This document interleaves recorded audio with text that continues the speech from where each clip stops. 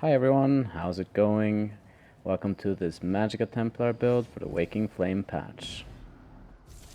The build has really good damage, it's fairly durable, fast moving as always. A lot of our defense comes from line of sighting and being able to avoid damage through dodge rolls. On top of that we got some interesting spell combination, running Frost Clench on the back bar. This skill got buffed this patch. I'll talk about it a bit later in the skills section of the build. We've also swapped Radiant Oppression for Purifying Light. However, new skills aside, jabs are still our main damage dealing skill. We're also running Hrothgar on the front bar, and I know this is a controversial set at the moment, so I'll be mentioning an optional set in the gear section of the build. Without further ado, let's take a look at the build. First off, let's take a look at the character sheet. As you can see, we got 29,000, almost 30,000 maximum magicka, we got 29,000 health, 21,000 maximum stamina, and if we look at this screenshot here, we can see our buffed stats. These are fully buffed with all the buffs you can acquire playing solo in either the Imperial city or in Cyrodiil. We've got about 1950 magicka recovery, about 1000 stam recovery. We are a vampire stage 3, so the health recovery is not that important. Our spell damage is 7300, almost 7400. Spell critical 26%, and our penetration is 11,500. For our resistances, we are quite a bit tankier this patch. We got 26,000 spell resistance and 24,000 physical resistance with 2200 crit resistance, and on our back bar we have got 32, almost 33,000 spell resistance and 30,000 physical resistance, with a bit less spell damage and penetration than we have on our front bar. So I am a high elf on this build. For that I put 56 points into magicka and 8 points into health. If you're a different race, you might have to adjust this accordingly. We are running sugar skulls as our food, and the Atronach Mundus for a bit more magicka recovery. And as I said, we are a vampire stage 3 on this build for that undeath passive. Now, taking a look at our gear, the first set we have is Hrothgar. Hrothgar's Chill. It will give you a line of maximum health, a line of armor, a line of offensive penetration. I'm not sure if there's a defensive penetration, but yeah, I guess they mean spell and physical penetration. And the 5-set bonus is, I'm sure you've all encountered this in one way or another, but when you stun or immobilize your enemy, you cause them to burst with frost magic, dealing 26% of their total physical and spell resistance as frost damage to themselves, and dealing 26% of their total physical and spell resistance, as well as 26% of the physical and spell resistance of the person standing next to them to the people standing around. That's the only way I can make sense of this set. It seems to deal to the target where you proc it, it seems to deal just their total physical and spell resistance, whereas for whoever's standing next to them, it seems to be doing the physical and spell resistance of the first target hit as well as the second target hit. I don't know if this is intentional from ESO's side, but if you look at all the sets that came out this patch, they are all more or less Zerg busting sets. So, and I haven't seen a statement from ESO about if this set is working as intended. If not, if you don't want to run this set for whichever reason, you can always run War Maiden on the front bar. This will give you a bit, quite a lot more damage to your jabs, but yeah, you'll lose the proc and you'll lose that little bit of armor and penetration. For our next set, we've got the Master's Perfected Ice Staff. This adds a line of spell damage on the back bar. It reduces the cost of Destructive Touch by 10% and increases our spell damage by 600 for 4 seconds after activating it. We'll get back to Destructive Touch or Frost Clench when we get to the skills section, because this is becoming my new favorite skill. So, we've got the Magma Incarnate's Mask, the new monster set from the Dread Cellar. Gives us a line of Magicka recovery, a much needed line of stam recovery, and when we heal ourselves or a group member with a single target heal ability, we gain Minor Courage and Minor Resolve, which is the equivalent of 215 spell damage and almost 3000 armor for 10 seconds. This can occur every 15 seconds, so it basically has a downtime of 5 seconds. This is, to me, like half of Balorg and half of Bloodspawn in one set. And on the Templar, it's extremely easy to proc. You can proc it with Honor the Dead, with Living Dark, you can proc it with your jabs, you can proc it if you're standing in your rune, it will also proc this.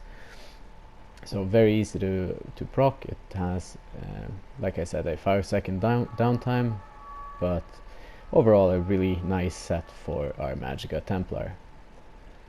Next up, same set as last patch, Heartland Conqueror.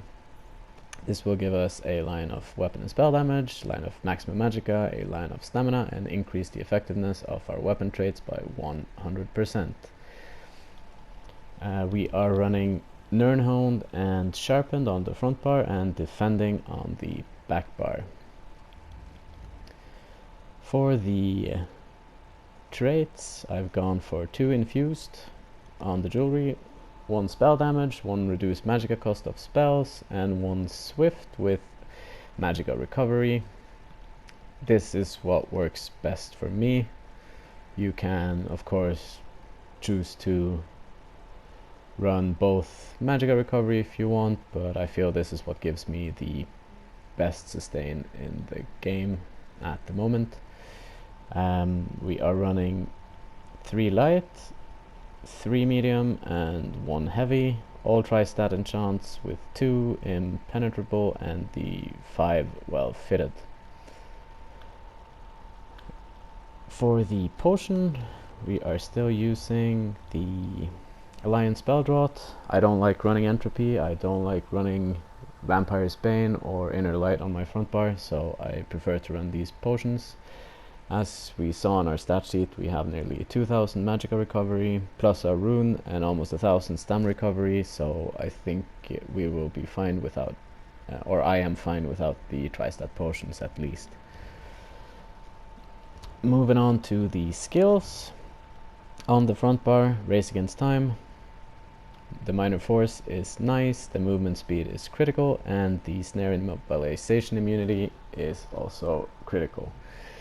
You could run Mistform here, but Mistform is still doesn't feel quite right to me, at least, so I choose Race Against Time. Also, like I said, the 10% increased critical damage is nice. I think we're at 76% critical damage with 26% crit chance on this build. It's not a crit build, but it certainly helps the 10% crit damage. Second, Honor the Dead. I like playing this on my front bar. It's a little bit stronger on the front bar, and I like having the ability to throw in a heal and then keep on jabbing. However, if you like, you can always swap this with a back bar skill and keep all your heals on one bar. Toppling Charge, our stun, Gap Closer, Purifying Light, new this patch. This skill hits like a truck. It now scales off not off your maximum magicka, it scales off your maximum spell damage, and with our 7,300, almost 7,400 spell damage, we can get some really big hits with this. I think the highest I've seen was a crit, and it was 15k. Most of the time this will hit between 6 and 9 if it's not a crit, and yeah, the damage is unblockable and undodgeable. It's my choice this patch for a delayed burst. I run this instead of Radiant Oppression this patch.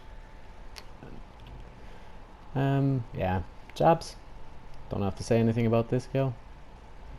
And Crescent Sweep as our ultimate. Still love this skill. On the back bar, Temporal Guard for the minor protection. I try not to use this because half the time I do, it ends up bugging and I end up running in the same place for about 10 seconds and then dying when I have 10 people standing around me. Yeah, cleanse. And then we have Frost Clench. It got buffed this patch. It got so buffed this patch. It just makes sense to run the Master's Frost Staff on the back bar because this will do a little bit of damage. As you can see, it costs 1000 Magicka, so it's basically free. It will apply the chilled status effect, it will taunt them, it will immobilize them, it will inflict major maim to them and minor maim through the frost damage most of the time. This is 5 negative effects in one hit, and 4 of the negative effects are really good. Yeah, also since we're running the Master Staff, it will give us 600 spell damage every time we activate it. It's also really nice for controlling a fight because the immobilize has a really low downtime. Next up, Channeled Focus. Don't have to say anything about this skill. Running Living Dark for a little bit of extra heal since we don't have a Resto Staff this patch. And Elemental Drain for that 6k penetration and then minor Magicka Steal.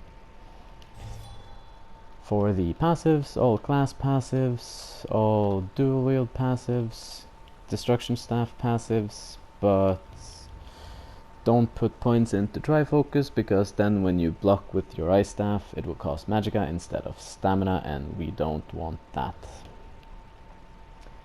All light armor passives, all medium armor passives, all heavy armor passives, Vampire up to the Undeath passive at least, and yeah, Sigic Order passives, Undaunted, Assault, Support, High Elf, yeah, racial passives, and medicinal use. For the champion points, I am currently running in the blue tree, Mass Red Arms, Biting Aura, Ironclad, and Resilience. In the red tree, Boundless Vitality, Fortified, Rejuvenation, and Celerity. I know that Sustained by Suffering would give you more recovery, but I find that a lot of the time I have 0 negative effects on me due to our cleanse, and a lot of times when I do need the recovery it's after I've cleansed and gone around the corner and nobody seems to be nice enough to put a negative effect on me, hence I'm running Rejuvenation. I will try a bit later in the patch to swap Fortified for Relentlessness, but so far I haven't gotten around to testing it yet, but it could definitely be an option. Yeah, that's about it for the build. Take care. Peace.